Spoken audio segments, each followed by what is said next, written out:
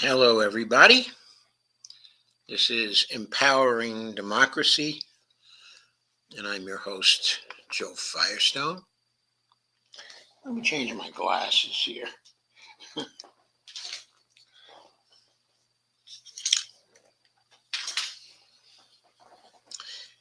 Our topic for tonight, or our topics, I should say, is it's make or break.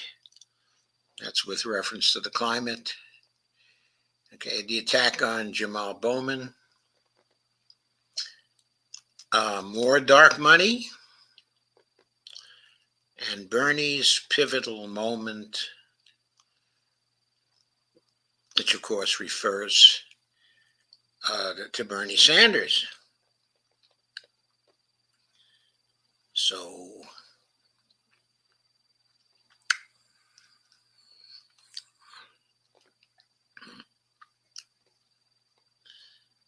I'm going to share the first piece and we'll begin the discussion. Hope you're having a really good Friday night. I've been having a really good Friday night.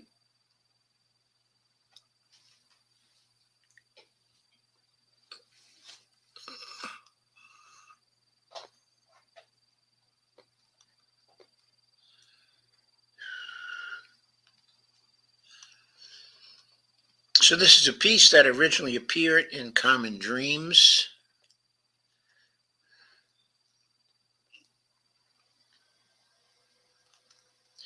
It's an opinion piece. The title of it is A Make or Break Moment in Humanity's Perilous Journey.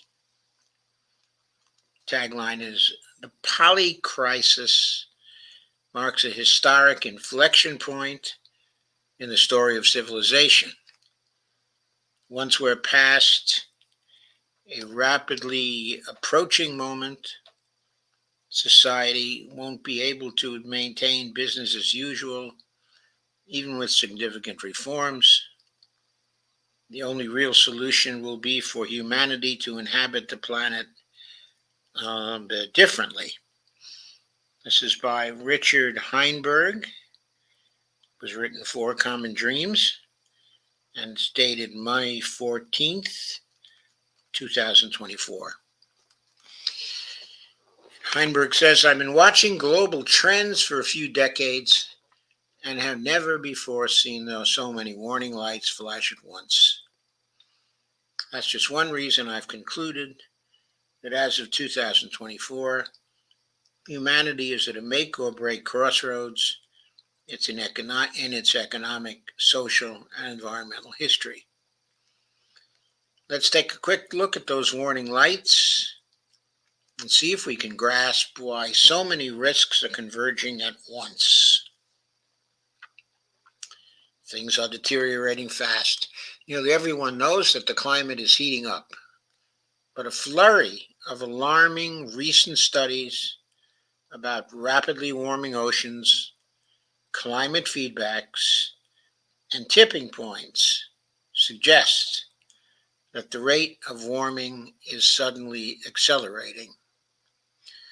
Last year was the warmest on record, quote, by far, unquote, according to NASA, with the global average temperature leaping above the next warmest year, 2016, by an unprecedented 0.27 degree Fahrenheit, 0.15 degrees Celsius.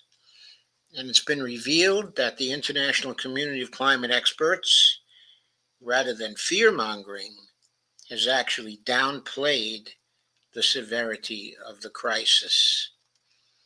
For years, the oceans have been devastated by plastics pollution, overfishing, and the expansion of dead zones, resulting from fertilizer runoff. But oceans also absorb most of the energy from global warming. Just within the past few months, ocean heating has accelerated dramatically, with temperature records being shattered literally every day. At the same time, armed conflicts have erupted in Europe and the Middle East. Far from showing signs of resolving themselves, these wars now threaten to intensify, drawing in more countries and combatants. Old alliances are fraying and shifting, make this one of the most perilous moments for global geopolitics in decades. The global economy is also on a precipice. It's always volatile because it rests on an inherently unsteady foundation of shifting relations between natural resource extraction, energy, technology, investment, and labor. The modern economy has come to depend on perpetual growth in order to repay debt, and growth has been enabled primarily by the use of fossil fuels. Those fuels now typically require more extraction effort due to the ongoing depletion of high quality conventional resources. The economy has made up for the declining efficiency of its main energy sources by increasingly using debt to fund growth. Recently, total global debt, public and private, has hit a new record, both in terms of dollar amount and for less industrialized nations as a percentage of GDP. Meanwhile, the economy faces extraordinary headwinds, including climate impacts, energy challenges, inherent in efforts to decarbonize industry, and a new tech revolution centered on artificial technology, artificial intelligence, the AI.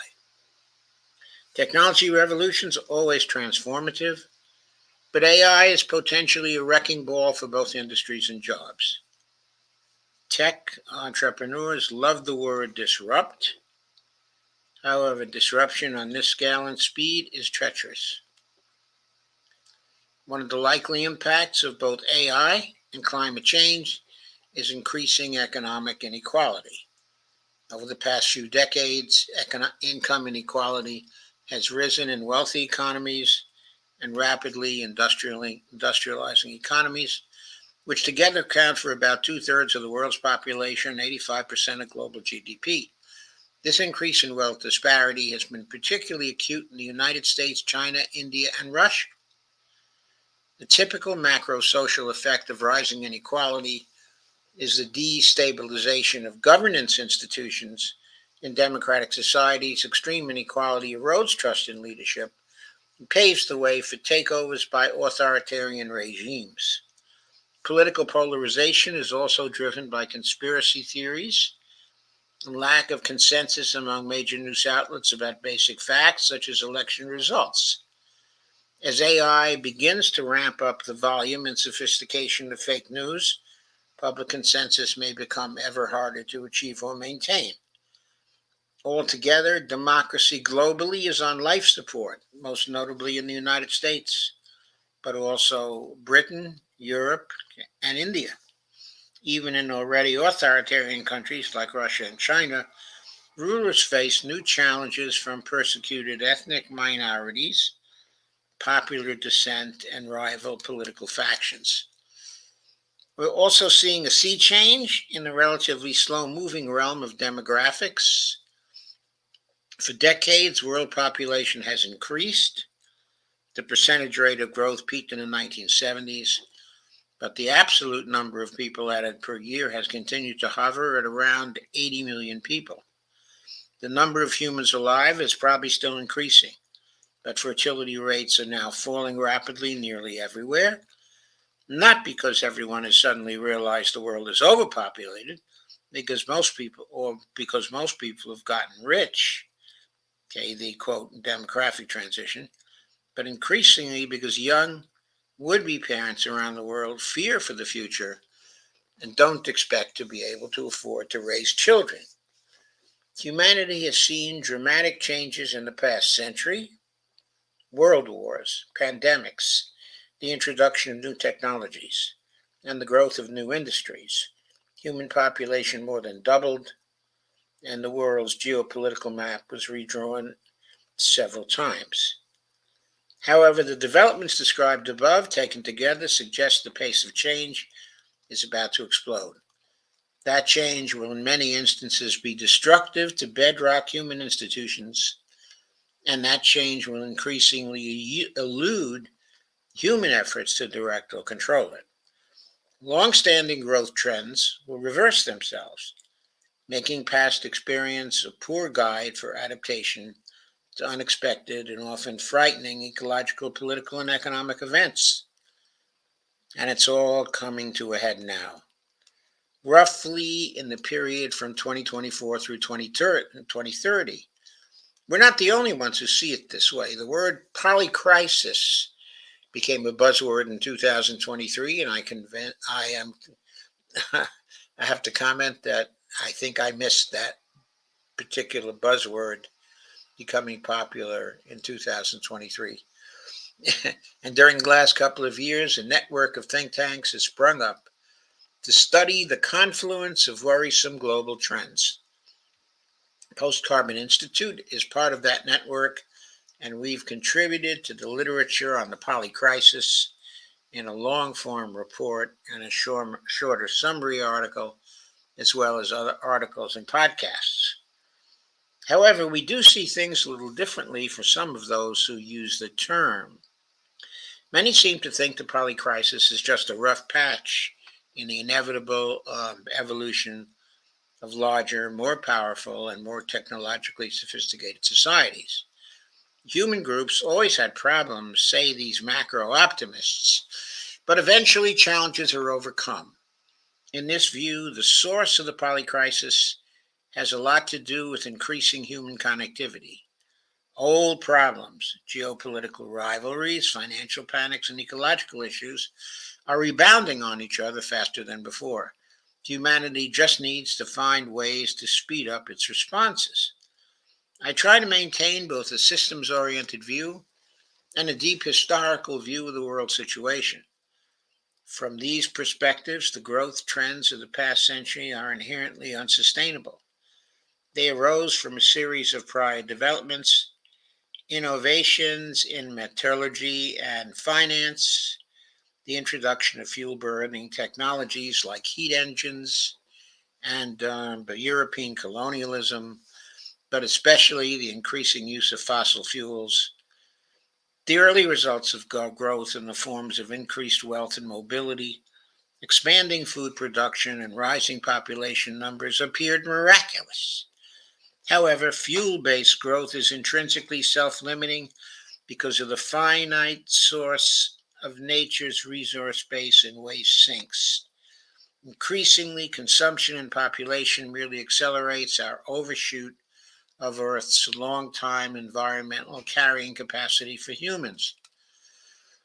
The most important pioneering work in global systems analysis was the, quote, limits to growth, unquote, computer-based system dynamics project undertaken at MIT in the early 1970s and updated several times since, most recently in 2023. The goal of the project was not to produce a forecast of future events, but to provide a set of scenarios showing likely interactions between resource depletion, pollution, industrial output, food production, and population. The actual evolution of these societal growth drivers, inputs, and outputs has generally followed the, quote, standard run, unquote, scenario in which growth trends continue until the early to the middle decades of the 21st century, but then reverse themselves, initiating decades of decline. From my perspective, the polycrisis can be seen as expected foreshock of peaks in resource availability, industrial output, population, and food production. As growth sputters, economic, ecological, and political events will present disturbing surprises on a nearly daily basis. One of the defining characteristics of a polycrisis, by all accounts, and one of the sources of its surprises, is the increasingly chaotic interactions between system drivers and outputs. For example, as the climate heats up and triggers worsening droughts, heat waves, and storms, resulting waves of refugees will seek to move to places less affected. but rising immigration sometimes leads to more political polarization in host nations, which in turn makes consensus on climate action harder to achieve. Another example, many efforts to reduce the severity of climate change involve building more renewable energy generation capacity while electrifying industries. The amount of new infrastructure that would be needed in order to phase out fossil fuels altogether while providing the same energy services as today would be vast. Building that infrastructure will take energy and raw materials, which will in turn entail both mining and transport. So, ironically, efforts to solve one environmental problem, climate change, will likely worsen others, resource depletion and habitat destruction. These sorts of complex interactions make for wicked problems, i.e., ones whose solution requires sacrificing everything that society currently holds dear, or ones that generate still more problems. The poly crisis marks a historic inflection point in the story of civilization. Once we're past the rapidly approaching moment, society won't be able to maintain business as usual, even with significant reforms. The economy will behave according to new rules, solutions will backfire, and few people will understand why all of this is happening. New contexts, new strategies. Understanding is vital if we are to avert the worst likely outcomes and lay the groundwork for sustainable societies in the future. Preventing harm requires us to anticipate coming shocks to our communities as much as we can, both so that we can protect ourselves and our loved ones, and so we can promote and model more sustainable ways of living. Given the momentum of events, it's easy to become fatalistic and to conclude that nothing we do matters. But in fact, there's much we can do to adapt positively to the poly crisis. More than ever before, it's important to undertake strategic efforts to save nature and culture. We can do that by identifying and pursuing, quote, no regrets, unquote, or, quote, multi-solving, unquote, strategies such as restoring nature as a way to capture and store carbon. At the core personal level, we all yearn to find meaning in what's happening and to make our lives a contribution to others rather than a burden. That requires finding our place within the networks of restorative thinkers and activists around the world, and finding our unique voice. Sometimes it means learning more about what's going on without jumping immediately to the first, quote, solution, unquote, that presents itself. As Donna Haraway puts it, we must, quote, stay with the trouble, unquote. That's often uncomfortable, and it's why so many people merely seek escape, which usually takes the form of either fatalism or techno optimism. Fatalism is certainly no help. It just leads to depression and irrelevance. More people take the route of techno optimism, but that's typically just a path to delusion since it rests on a misdiagnosis of the poly crisis. Our essential human problem is not that we've somehow chosen the wrong, i.e., fossil fuel based set of technologies, while another set that's renewable energy based will fix everything. Our problem is that a momentary energy bonanza has enabled humanity to grow its population and consumption levels far beyond what is sustainable long term. The only real solution will be for humanity to inhabit the planet differently. That will require vision, persuasion, and time, and the adaptation process will have to proceed in the context of societal and ecological breakdown. We're here for the journey, like it or not, so let's stay with the trouble. Understand as much of the situation and its possible remedies as we can, and do what we can to minimize the suffering of humanity and other species now and throughout the period of polycrisis, and adaptation. Well, that was, of course, a doom and gloom article. It may, however, be correct in terms of what we face, but of course, It offers no real solutions. It's up to us, okay, to figure out what kinds of strategies we have to follow to make, okay, the adjustment. Inhabiting the planet differently, though, obviously means we're going to have to let our birth rates continue to drop for some time to come.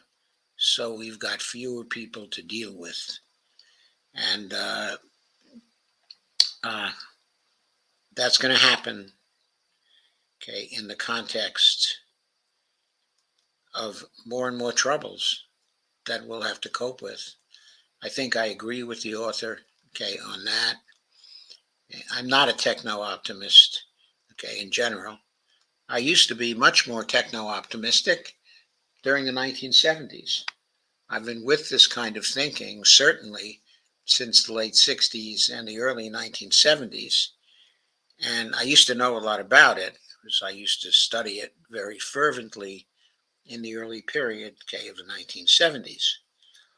But the scenarios of the 1970s took a long time to really become realized. Uh, the author says, well, the uh, extreme scenarios we've been thinking about were scheduled to become in the early 21st century, in the middle 21st century, and here we are, okay, and it's happening. But I think the original projections were on a much shorter time scale, and we kept on ignoring the situation, and collapse hasn't really come. Uh, but right now, I don't think it's because we avoided the crisis through technology. I don't think technology really helped us out. It seems to me it may have hurt us, but that we've been more resilient, okay, in various other ways. So my parting message on this piece is to say we better start thinking about how we're going to restore nature as a way to capture and store carbon. I think regenerative agriculture is very, very important. I don't see any of our candidates focusing on regenerative agriculture. You don't hear that much about it from any of them, except for Robert F. Kennedy. Okay, but I think that's a very, very important area, and a very, very important thing to see how far we can go in easing the crisis through that kind, okay, of initiative. Uh, then I think there's we have to find ways to conserve. And right now, we're still not doing that. We're still not finding ways to conserve. So the future is very uncertain. Richard Heinberg is a senior fellow at the Post-Carbon Institute and the author of 14 books, including his most recent. Let me click this and get it in more detail for you. His most recent is Power, Limits and Prospects for Human Survival in 2021. Previous books include, quote, Our Renewable Future, Laying the Path for 100% Clean Energy, unquote. That was in 2016. Afterburn, Society Beyond Fossil Fuels in 2015. And Peak Everything, Waking Up to the Century of Declines in 2010. So I thought that was an interesting article. We may well come back to Richard Heinberg, okay, in the future, but that's going to be all for now. So next up is my forgetting once again to share this to Facebook.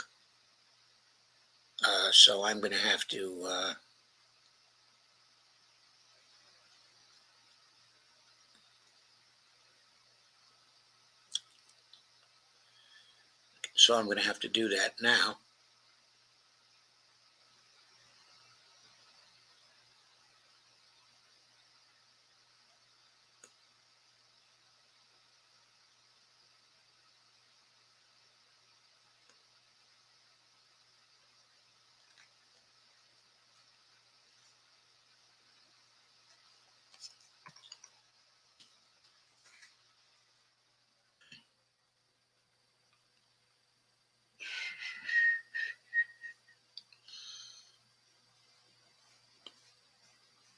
Okay, give me a moment while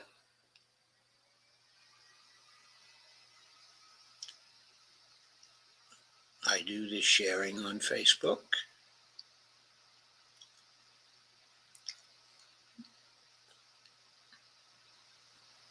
Okay,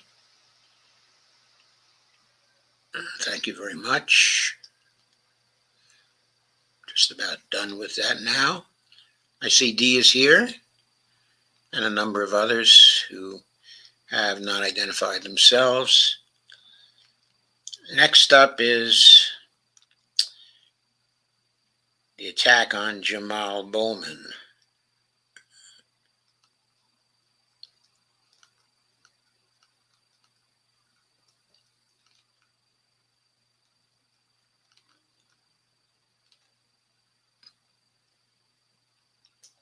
I know it's here. Here it is. This is a Common Dreams piece, another Common Dreams piece. There's a picture of Jamaal Bowman in front of a podium. It says rabbis for ceasefire now. I think I mentioned this a little bit last night, but didn't really cover it. Quote, Jews for Jamaal and the squad push back against AIPAC attack on Bowman. Quote, it's our duty to fight back, said Representative Summer Lee, arguing that no super PAC, quote, should be able to drop millions to usurp the conversation for their agenda, unquote, by Brett Williams, which is, by the way, what they often do. They just take over the conversation by putting in so much advertising on different subjects where the candidate they want to defeat is weak. Anyway, as the leading U.S. pro-Israel lobby's Political Action Committee unleashes a nearly $2 million ad blitz targeting Congressman Jamaal Bowman, Jewish allies of a New York Democrat who was an outspoken critic of what he and many experts call Israel's genocide in Gaza, on Thursday joined progressive lawmakers in condemning right-wing efforts to defeat pro-Palestine incumbents. United Democracy Project, the American Israel Public Affairs Committee's AIPAC Super PAC, has booked $1.9 million in television ads to influence the outcome of the Democratic primary in New York's 16th Congressional District, according to Wednesday reporting by Sludge's David Moore. Quote, this new ad spending in New York shows once and for all that my opponent, George Latimer, is bankrolled by a right-wing super PAC that has received over $40 million from Republican mega donors who want to defend Republican insurrectionists, overturn voting rights, and ban abortion nationwide, Bowman said in a statement.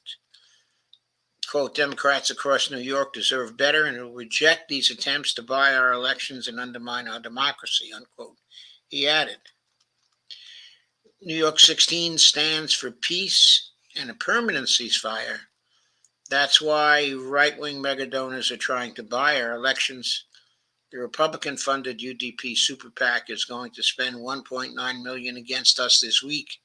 They think they can buy our democracy. We're going to prove them wrong. Jews for Jamaal, a pro-Bowman coalition spearheaded by the group Jews for Racial and Economic Justice Action, said in a statement that, quote, we recognize this media blitz for what it is, a desperate move by powerful interests to silence the district's first black representative in history, unquote. Quote, UDP is, quote again, UDP is overwhelmingly spending its millions in Democratic primaries, mostly against black and brown Democratic incumbents who speak out against war and for the human rights of Palestinians, unquote. The coalition continued, quote, this massive amount of spending distorts the political landscape, drowning out the needs and voices of everyday constituents with the interest of a few wealthy donors, unquote. Quote again, it undermines the very foundation of our democracy, which must be built on the principles of transparency, accountability, and genuine representation, unquote, Jews for Jamaal added. And I have to strongly agree with that. We don't have genuine representation in Congress anymore. What we have is representation for the donors rather than representation for the people. And the donors keep on trying to advance that as the dominant form of representation in Congress. People like Jamaal Bowman are fighting against that. If not now, tweeted, quote, UDP is overwhelmingly spending its millions in Democratic primaries, mostly against black and brown Democratic incumbents who speak out against war and for the human rights of Palestinians. I repeat that, but that was a tweet, uh, that was a quote tweet on top of another tweet by Jacob N. Kornblue. The Bowman's allies, calling themselves, quote, Jews for Jamaal, push back against the 1.9 million ad buy.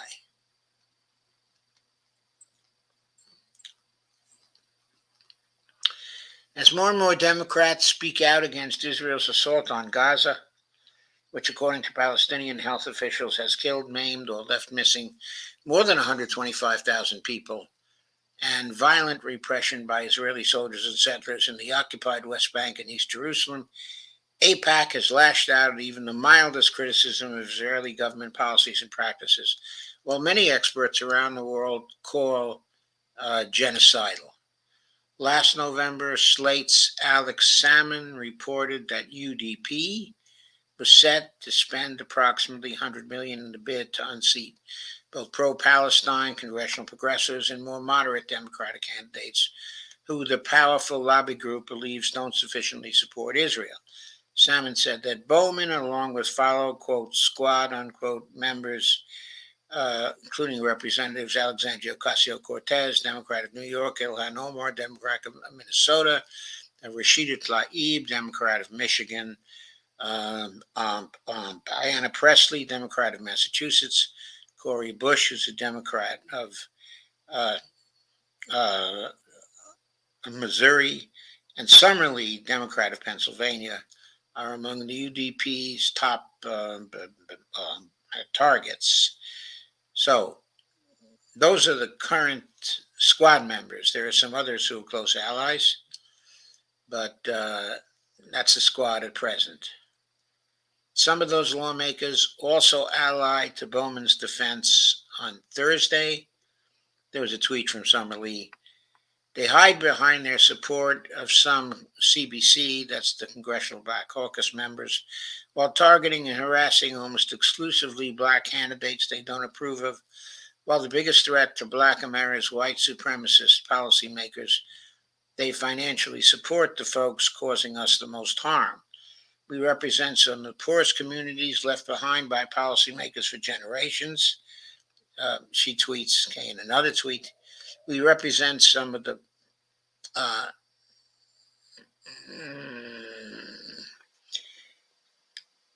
no super PAC, whether it's UDP, Big Pharma, gun manufacturers, or oil gas, should be able to drop millions to usurp the conversation for their agenda.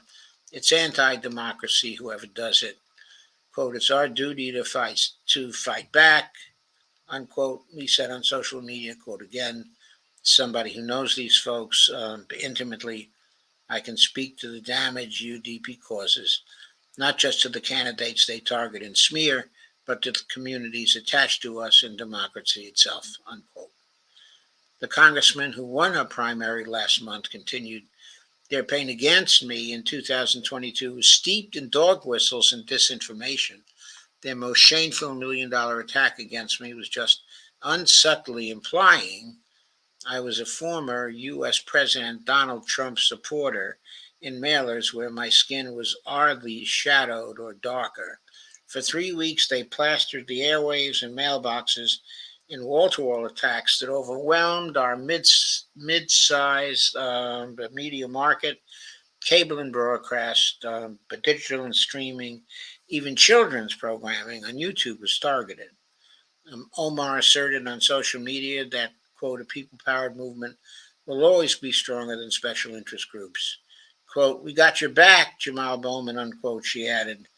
Bush said that Latimer, quote, is being used as a Trojan horse for far-right billionaires and anti-abortion extremists, unquote. But, unquote again, but from the Bronx to St. Louis, we won't let them win, unquote, she vowed. Cori Bush, of course, is out of the St. Louis area. Jamaal Bowman quoted, they've got money, we've got people, we got this, and he shows the sign of flexing the muscles, and then a gif from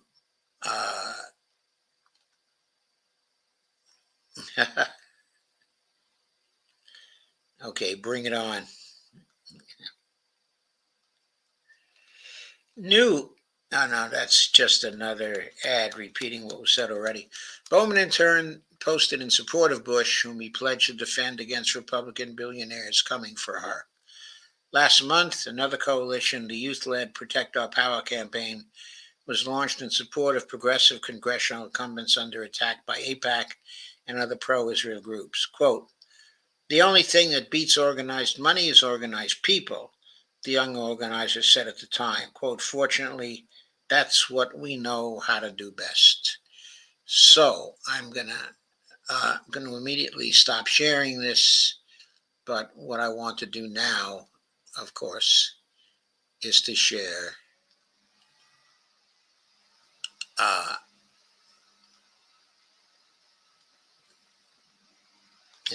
once again, as seems appropriate,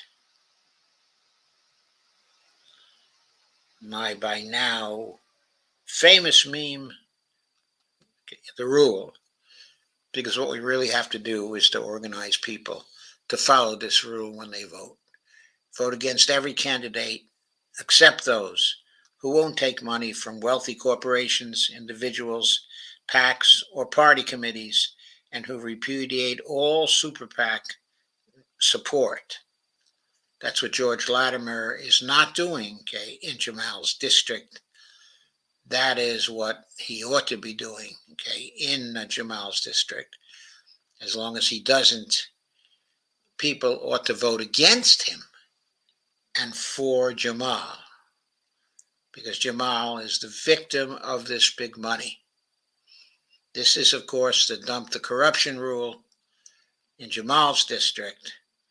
People need to do dump the corruption, and that means dump George Latimer directly.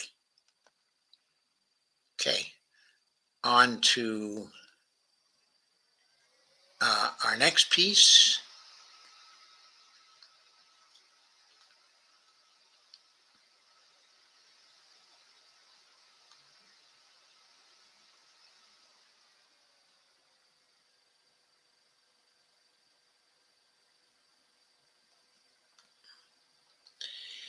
This is a little action at the Federal Elections Commission, the FEC, and this toothy gentleman is Alan Dickerson, a Trump-nominated member of the FEC, preparing to testify during the House Administration Committee hearing on, quote, oversight of the Federal Election Commission, unquote, in the Longworth House Office Building on Wednesday. Sorry, I scrolled that. On Wednesday, September 20th, 2023, this photo was of Bill Clark / Congressional Quarterly Roll Call, Inc. via Getty Images. Quote, truly disturbing, unquote. Federal Election Commission Republicans vote unanimously to give even more shadow to, quote, dark money, unquote. To make darker money darker, in other words. Preventing the disclosure of the sources of political spending would deprive voters of critical information and undermine the essential need for checks on monetary power, unquote, warned one democracy watchdog. This piece was written by John Kelly, who spells his name Qually, the old way. And this is on May 17th, 2024. It's when it appeared, which is today, of course. All three Republican members of the Federal Election Commission on Thursday voted in favor of a new rule change that would have made it even easier for right-wing mega donors to hide their political campaign contributions from the public view. While the three Democratic voters forced a deadlock vote that prevented passage of the proposal, pro-democracy watchdog said the unanimous vote by the Republican-appointed members shows the powerful commitment by GOP forces to increase the ability for wealthy individuals and corporate interests to mask their political giving. So this underlines the importance of changing the House back to a non-Republican House. Very, very important. Okay, I don't think if it matters whether Greens are elected or whether the People for Justice Party members, are elected, or whether Democrats are elected. But it's important that the House be shifted back. It's important that the Senate be kept in non-Republican control so that no more Republicans will be appointed to the Federal Election Commission. So going forward, FEC Chairman Sean Cooksey, he's a Republican, was joined by his two Republican colleagues, Alan Dickerson and James Trey Traynor III, in backing the measure. But all three Democrats, Shanna Broussard, Badara Lindenbaum, and Vice Chair Ellen Weintraub, voted against, to nullify it.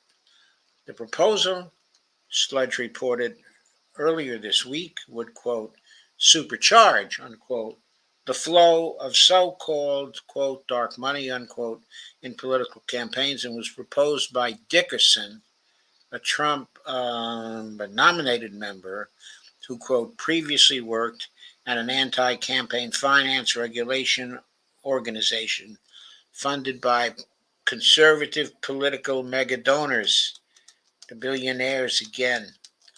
Dickerson's proposed rule change, per the FEC, would have allowed advocacy groups or campaigns to, quote, withhold, redact, or modify contributors' identifying information in campaign finance disclosure reports.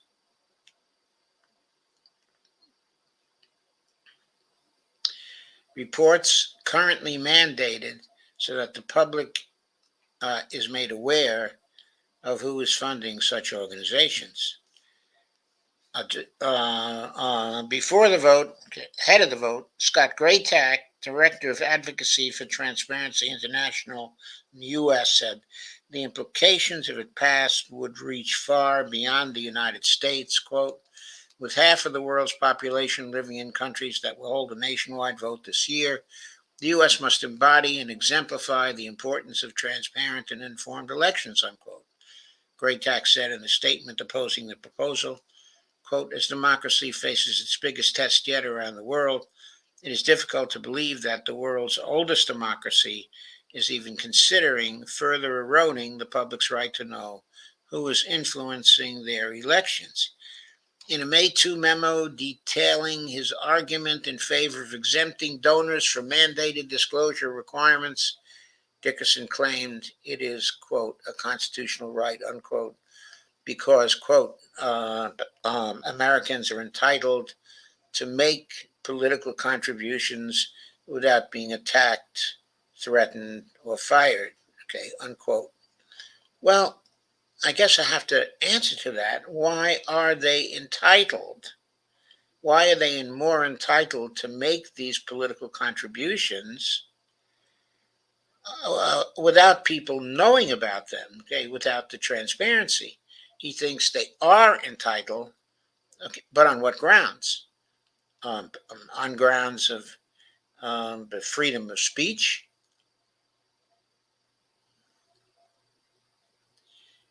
because that assumes that money, is speech. And most Americans, contrary to the Supreme Court, don't believe that money is speech. These donors aren't coming out and speaking. They're coming out, and giving money. This is not freedom, of speech. So why are they entitled to do this in the dark, to be anonymous? I don't think they are. I think Dickerson is full of baloney. In few such arguments, which right-wing forces have made for some time, Stuart McPhail, director of campaign finance litigation with Citizens for Responsibility and Ethics in Washington, CREW, has explained why such bad faith misdirection is an effort to obscure what's really going on. While it's true that some groups historically were granted exemptions for donor disclosure, including the NAACP and the Socialist Workers' Party, whose supporters and members face coordinated state-sponsored violence due to their political activities, claims like the one Dickerson makes, McPhail contends, fails on various merits. Quote, campaign finance disclosure does not subject any viewpoint to discriminatory burdens, unquote. Said McPhail in the 2022 blog post. Quote, rather, the aim of the laws has nothing to do with expression at all. They target transfers of wealth that could be and are used to corruptly influence officials, defraud voters, and undermine democracy. Rather than state-sponsored suppression, dark money funders face criticism from concerned and less powerful citizens, unquote. It should be clear, he continued, that powerful, quote, dark money groups, their donors, and the candidates are trying to evade responsibility, not prevent a retaliation, unquote. When people such as Dickerson make such moves, argued McPhail, they're trying to help groups and their allies, quote, to avoid accountability by hiding their donors and silencing critics who may speak out against them, unquote. So, in other words, what this is about is stopping freedom of speech, stopping free speech from the other guy who would otherwise criticize you for making these contributions. This is why Thursday's votes in favor of such a proposal, said Craig Holman, PhD, a government ethics expert with Public Citizen, should be viewed with alarm. Quote, commissioners of the FEC, regardless of party affiliation, have always defended the need for disclosure of campaign money sources until now, unquote. Holman said, following a 3-3 vote. Preventing the disclosure of the sources of political spending would deprive voters of critical information and undermine the essential need for checks on monetary power. It is truly disturbing to see half the commission now undermining that core principle, which is so important, to an open, democratic society. Yes, this would make dump the corruption more difficult, but I have to point out, and I'm going to stop sharing this at this point. I have to point out that even that it would make it more difficult for us to expose who the big donors are in back of various super PAC campaigns.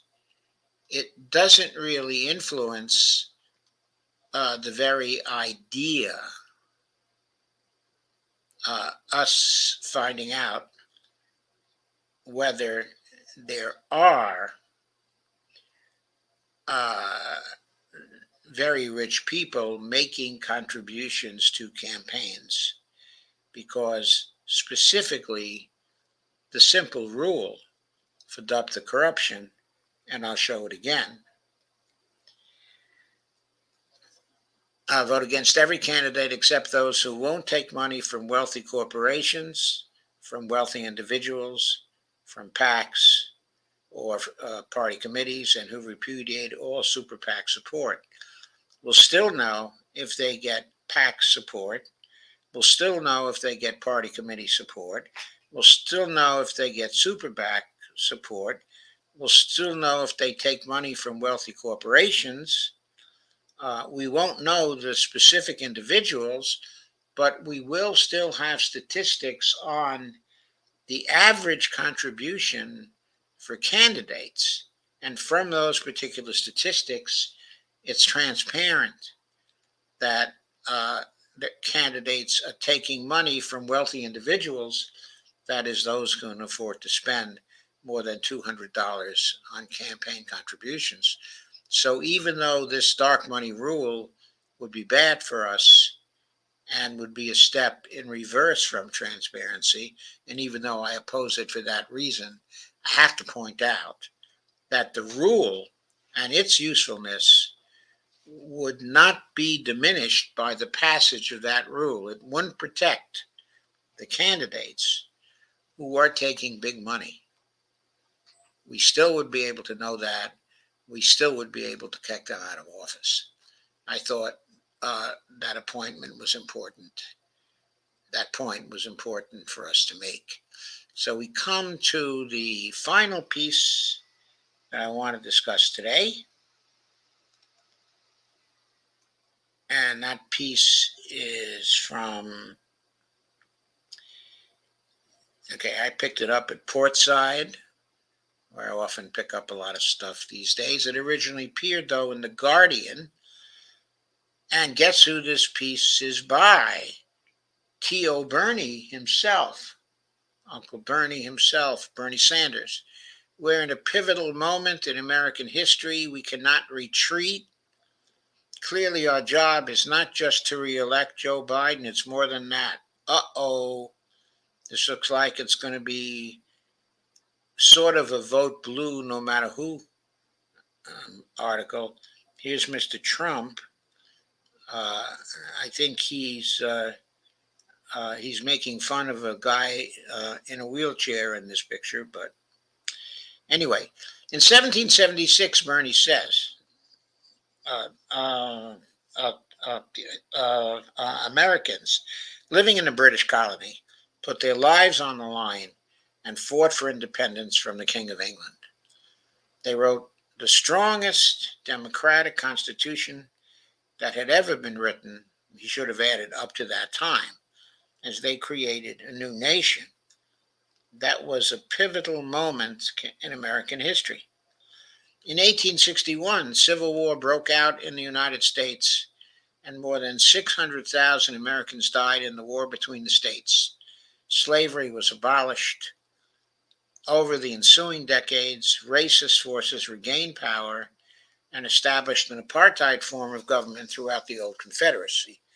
That was a pivotal moment, in American history.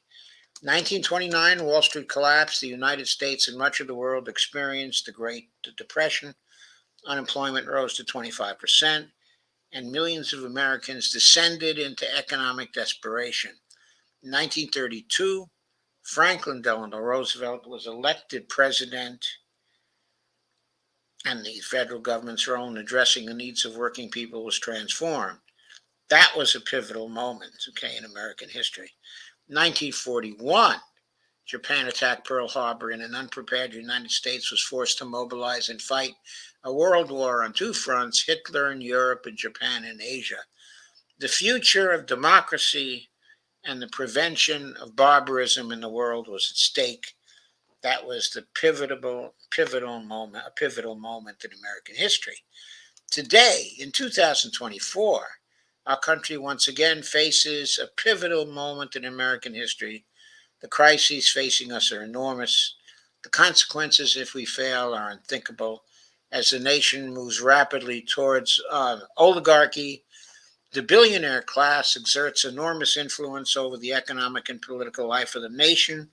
While the rich become much richer, 60% of Americans live paycheck to paycheck, and real inflation-adjusted wages for the average U.S. worker have actually declined over the last 50 years. Never before have the 1% done so well or enjoyed so much power. Yeah, they defeated him in 2020. making a completely corrupt sort of move to do it. Our political system is corrupt, says Bernie, thanks to the disastrous Citizens United Supreme Court decision. Billionaires and their super PACs are able to spend hundreds of millions to elect or defeat candidates they target. As a result, more than 90% of House elections and more than 80% of Senate elections are won by the candidate who spends the most money. Yes, this is true. But I have to add, it's not just thanks to the disastrous Citizens United Supreme Court decision. It's also due to the fact, that the Democrats, while they still had control of Congress, which remember they had in the summer of 2010, the Democrats could have passed new finance laws in the summer and fall of 2010 when they had big majorities in both houses and used Article 3, Section 2 of the Constitution to prevent judicial review by the Supreme Court, and they could have reinstalled and extended the previous constraints on billionaires and millionaires and rich people making contributions to our elections. But instead, the Obama administration folded and didn't do anything, sat on their hands for the remaining 6 months after the year after the CU decision by the Supreme Court. Now, that's a bit of history we should never forget, because what politicians often like to do, politicians such as Bernie, is they often like to blame the Supreme Court or blame the Republicans who appointed the Supreme Court. Of course, they're the villains, and the Democrats are not to blame. But the Democrats missed a big opportunity to nullify that Supreme Court decision, and they never even thought of doing so. Our life expectancy and birth rate are in decline, Bernie says. Despite spending far more per capita on a broken healthcare system, the average American now lives 77.5 years, 18 months less than in 2019, and the lowest of any wealthy nation on earth.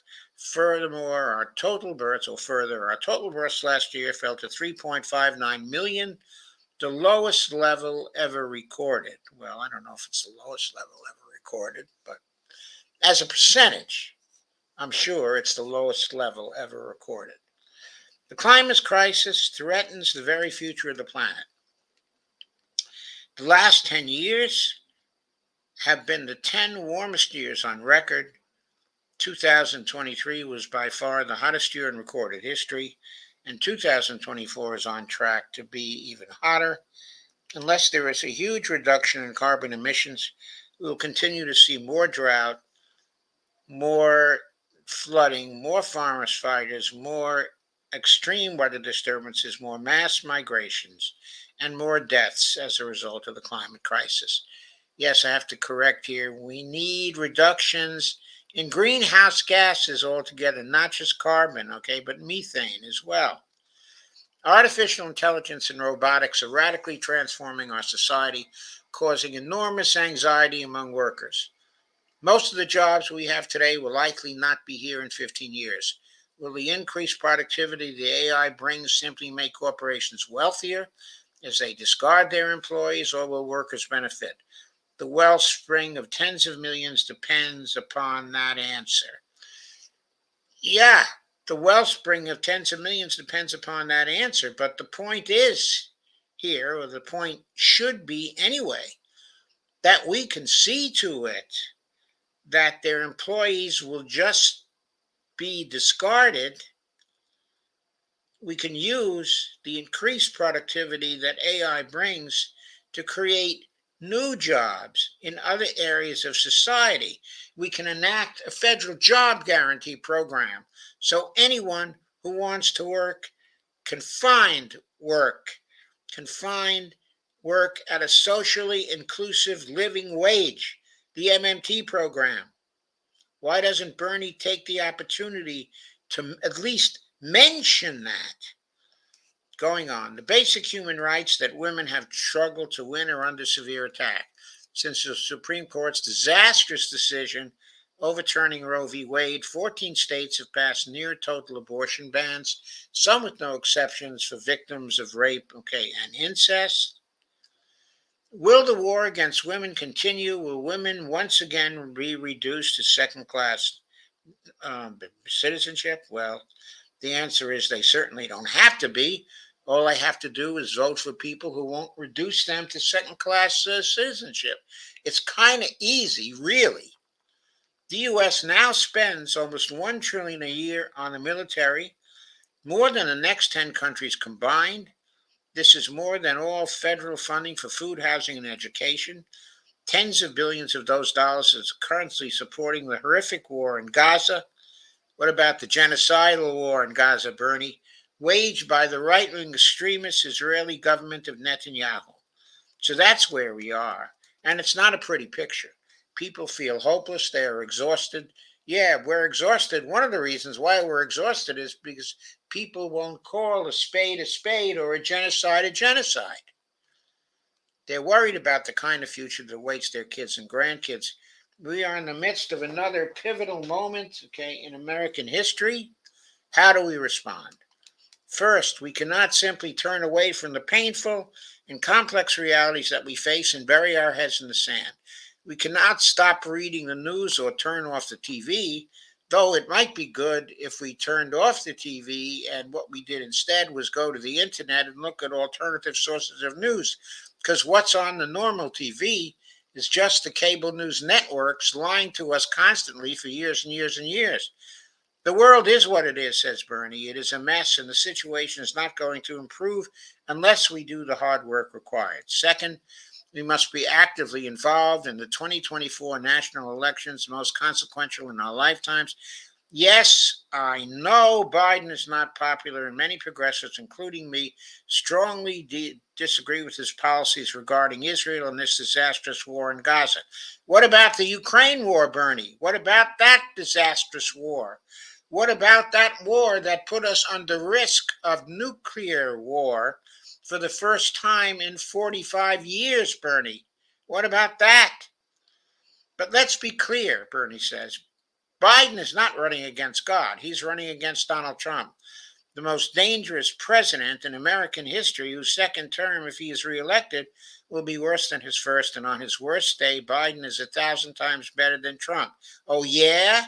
When he got us involved in the Ukraine war, when he exposed us to nuclear risk for the first time in 45 years, well, he continued this by backing Israel to the hilt in its disastrous genocidal war, in Gaza.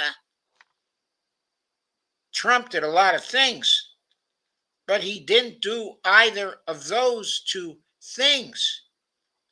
And he isn't, in addition, or well, maybe he is, but, if he is, he's not right now talking about opening up a third war front against China, in Asia. I'm not saying he's not going to do that. He may well do that, but he probably will, as he says, end the Ukraine war very quickly. What he'll do in Gaza, I'm pretty sure he's going to be just as bad or worse, than Biden. I have to say that, but I'm not holding a brief for Trump. This is not about these two great party choices, specifically Joe Biden, and Donald Trump. And Bernie, it's not a choice between Biden and Trump. There are other candidates who are running. And if you're honest about this, your catalog of crises in this particular pivotal moment would not just focus on the choice between Joe Biden, and Donald Trump. Here comes Bernie again. Are you concerned about the extreme income and wealth inequality we are experiencing and the decline of the middle class? I sure am. Trump wants to give huge tax breaks to millionaires, and his president appointed viciously anti-union officials to high office. He sure did. Biden, on the other hand, is the first president to ever walk a picket line in support of the striking UAW workers. But what did he do to the railroad workers? What did he do to the railroad workers, Biden? What did he do to that strike? He crushed it. That's what he did to that strike. So at most, he has a mixed record when it comes to labor. Yeah, he supported, the UAW, and that was better than what Trump had ever done. But is it better than what some of the third party candidates running now would have done? That's the question going on. He has helped create millions of decent paying jobs, rebuilding our crumbling infrastructure and investing, in manufacturing. Not that many millions of decent paying jobs, Bernie. He hasn't passed the job guarantee. He hasn't passed the basic income, Bernie. He hasn't passed the two of them. No, he hasn't done that. He didn't even pass a rise in the minimum wage bill because he said he respected the freaking parliamentarian. Biden has also forgiven the debts of millions of struggling young people. Yeah, millions of young people. Maybe the debts of what? 1.5 million young people or 1.7 million young people, because of the way he chose to forgive the debts instead of the right way to forgive the debts. There are something like 41 and a half young people still out there whose debts are not forgiven. Are you concerned about the right of women to control their bodies? Trump brags about how he appointed 3 Supreme Court justices who helped overturn Roe v. Wade. Biden is solidly pro-choice. Well, that is one way in which Biden is better. But again, this is not just between Biden and Trump. There are others running. There's Jill Stein of the Green Party running. There's Cornel West and his new party running. And there's Claudia de la Cruz of the Socialist Party also running. All 3 of these candidates are solidly pro-choice. All 3 of these candidates are solidly pro-union. All 3 of these candidates are better than Joe Biden on almost every issue of concern to progressives. Are you concerned about the climate crisis? I sure am. Donald Trump thinks, I forgot to mention Robert Kennedy also. By the way, when it comes to pro-choice, Bobby Kennedy would probably be pro-choice. When it comes to supporting the UAW and striking, Bobby Kennedy would probably do that. Bobby Kennedy would probably not give tax breaks to the rich as well.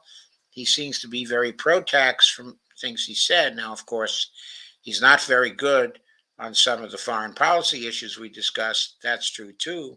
So, I want everybody to know that. But I just want people to know I didn't forget about, Robert Kennedy. Are you concerned about the climate crisis? Donald Trump thinks climate change is a hoax. A Trump victory will tell the entire world to continue their support for fossil fuels, and the planet we leave our heads in future generations will be increasingly unhealthy. Biden, on the other hand, has helped invest more money into sustainable energy and energy efficiency than any other president in history. Yeah, Bernie, but compared to the scale of the problem, he's done almost nothing. Almost nothing. I mean, what was there? 600 billion? 700 billion? For new infrastructure related to energy efficiency and sustainable energy? Out of that whole budget, over a 10-year period, 600 billion a year. That's an average of 60 billion a year. Joe Biden just gave more than that to Ukraine. Pure waste. When that war is being lost and it can't be turned around and should never have been fought in the first place. At least the danger of nuclear war has now receded because the Russians are dominating it so heavily. But I mean, I hate it when people try to put lipstick on a pig. Biden's climate policies are a pig. And if you have problems with Biden's position on Israel and the war in Gaza, Trump's position is far worse. Biden has at least restricted some powerful bombs. Yeah, for a couple of days, and then he folded. Trump and his Republican colleagues are, quote, all in, unquote, for the massive destruction of the Palestinian people. That is true. Biden is better than Trump on that particular issue, but he's still supporting Israel to genocide the Palestinian people. He's still supporting the genocide. He's complicit, okay, in the genocide. He's not as complicit as Trump would have been. That's true. But we're not talking about the lesser of two evils here, Bernie. We're talking about 3 other progressive candidates. Any of these would be a big improvement over both Biden and Trump. Why don't you talk about those? Why are you presenting only a vote blue no matter who perspective? Oh, and there's one other thing, and that's the small matter of retaining our democracy. Yeah, some democracy under Biden. What about the repression of campus student protests all over the damn country? What about the rigging of the primaries, of the Democratic primaries? What about the rigging of the debates? What about having a media that suppresses the real news and that trades in narratives that are lies to the American people? The small matter of retaining our democracy. Our democracy is gone, Joe Biden. And you are one of the presidents who have destroyed it. Biden is a traditional American politician who believes in democracy, free elections, and the right of dissent. Baloney! Baloney! And don't tell me these protests are getting repressed just because of repressive local governments and university administration. Biden has called for the repression. He's told lies about the peacefulness of the campus protests. Everybody knows the repression has been going on so that these campus protests won't reflect on Biden's latest run for the presidency. Bernie goes on, that's not what Trump believes. He and his supporters have spent the last 4 years undermining faith in the rule of law and our democratic form of government. That's true. That's absolutely true.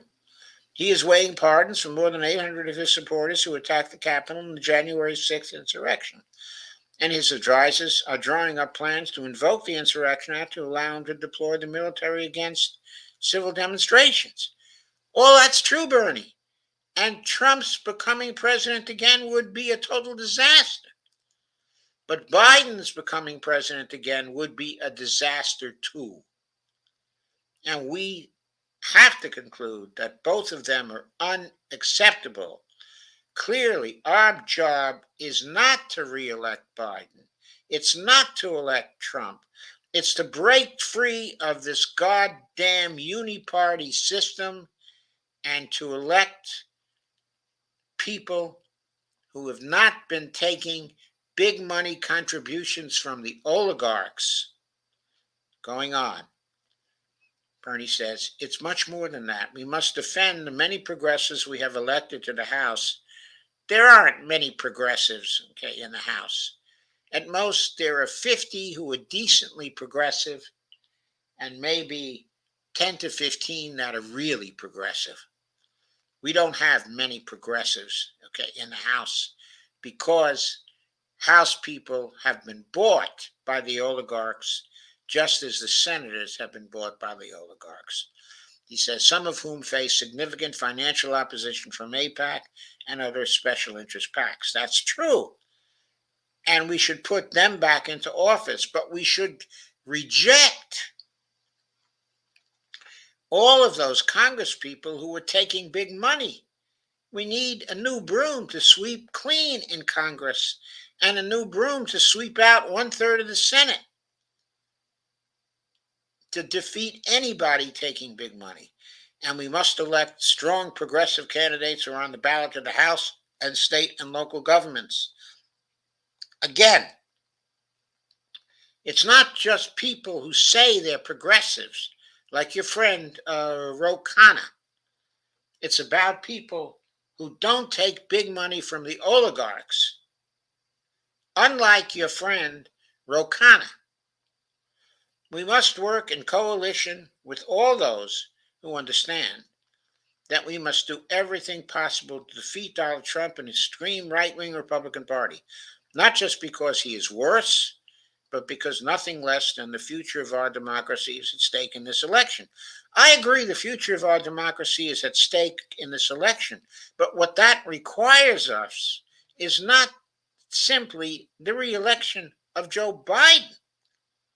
What it requires of us, and all the facts you stated about this, are in support of the argument I'm currently making. What it requires us is to reject the two-party system and the use of big money in elections to buy candidates. What it requires of us is dump the corruption. Bernie goes on. Further, we must demand that Biden and Democrats begin campaigning on a truly progressive agenda that addresses the need of the working families of our country. Yes, health care is a human right, but Biden, we have to add, won't even pass a Medicare for All bill. He has said he would veto it. So if we want to operationalize health care as a human right, we cannot vote for Biden. Yes, the billionaire class must start paying their fair share of taxes. Yes, is Biden going to start that? Is he going to make them pay their fair share of taxes? His first term indicates that he will not. Yes, we must raise the minimum wage to a living wage and make it easier for workers to join unions. Will Biden facilitate that? He won't even support a $15 per hour living wage that was in the platform he ran on. He won't insist on going by the filibuster in the Senate to force a vote on the minimum wage. Yes, we must seriously address the housing crisis which exists in almost every state in the country. And are the Democrats currently elected to the Congress, to the House and the Senate?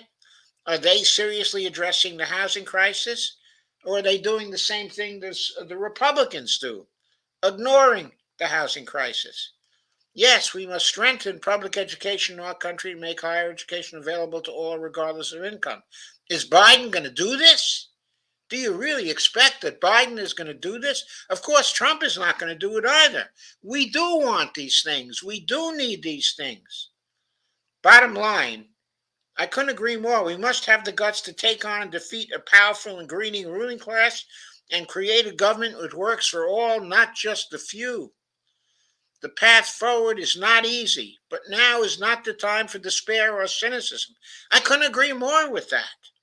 But what that supports is dumping the corruption, getting rid of both of the major parties, getting rid of the candidates who run on the tickets of the two major parties, because every single one of them is taking big money. Every single one of them isn't following the dump the corruption rule. During this pivotal moment, Bernie says, we must do what Americans have always done, what change is needed. We must stand together, organize, and fight for the country. We know we can become the country we know we can become. I couldn't agree more with that. But what it implies, my friends, it implies is that we will get rid of our tormentors from both parties, those who bring us nothing but representation for the oligarchs.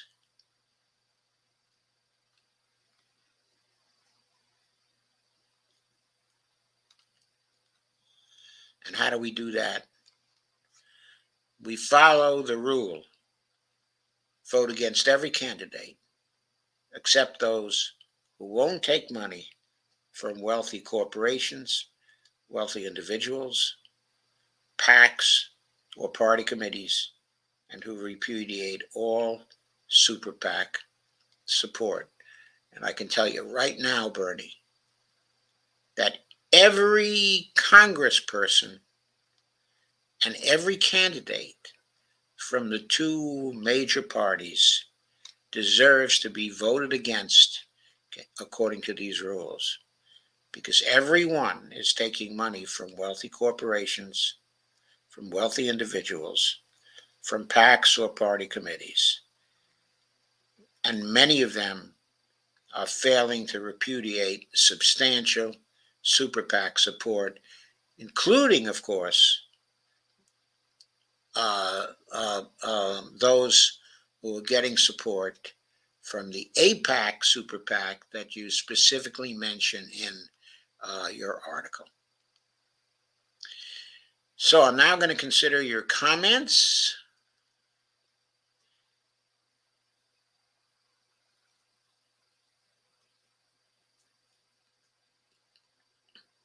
Robert Copeland says, hi, D&G. Do we know which billionaires fund AIPAC? I think we do know which fund them, or at least which billionaires fund the AIPAC Super PAC, okay, the UDP, because all contributions in excess of $200 to a super PAC have to be recorded, and all the billionaire contributions have to be recorded. Kay says, hi all, and Lana says, please remember to hit the like button. Kay says, should have had Bernie. Kay says, should have had Bernie, not Biden. I completely agree. But obviously, Bernie is here doing his usual thing. That is to say, what he is doing is saying, oh no, the terrible Republicans, the terrible Trump, and he is giving Biden a pass. Not just giving Biden a pass, but he's trying to put lipstick on a pig. He's trying to put lipstick on a pig, which he usually does when it comes to his friend, Joe Biden. So I guess that's all that needs to be said here. I'm going to hurry over to D's now because I'm about 25 minutes late. And I need to get over there. Thank you all for coming.